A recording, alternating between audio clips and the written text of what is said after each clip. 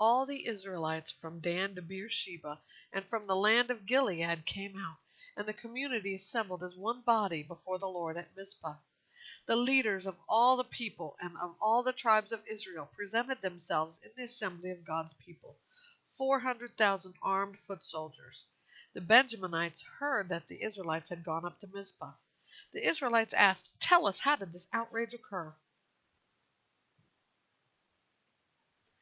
The Levite, the husband of the murdered woman, answered, "I went to Gibeah in Benjamin with my concubine to spend the night.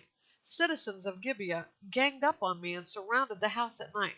They intended to kill me, but they raped my concubine, and she died. Then I took my concubine and cut her into pieces and sent her throughout Israel's territory, because they committed a horrible shame in Israel. Look, all of you are Israelites. Give your judgment and verdict here and now." Then all the people stood united and said, "None of us will go to his tent or return to his house. Now this is what we will do to Gibeah. We will go against it by lot.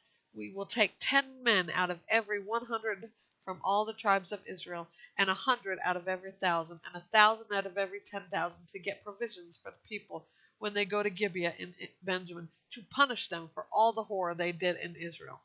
So all the men of Israel gathered united against the city.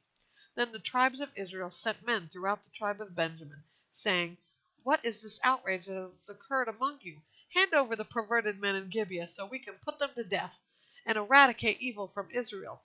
But the Benjaminites would not obey their fellow Israelites. Instead, the Benjaminites gathered together from their cities to Gibeah to go out and fight against the Israelites.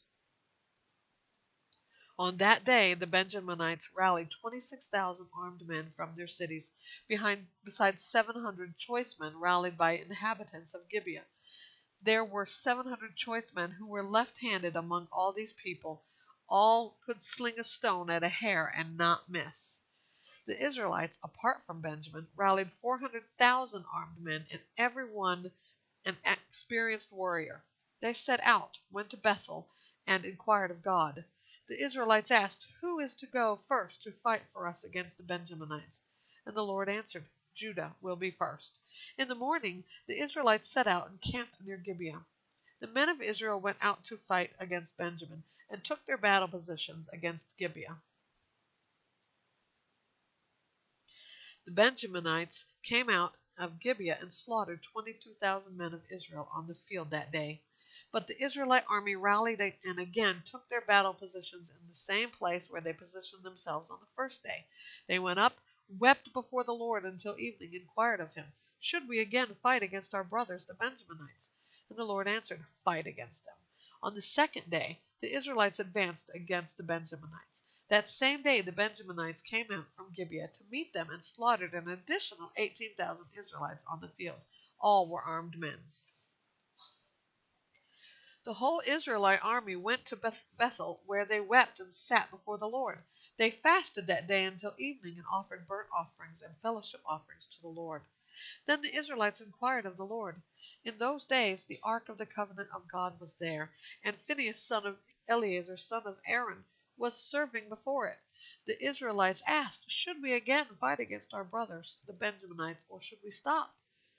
The Lord answered, "Fight, because I will hand them over to you tomorrow." So Israel set up an ambush around Gibeah.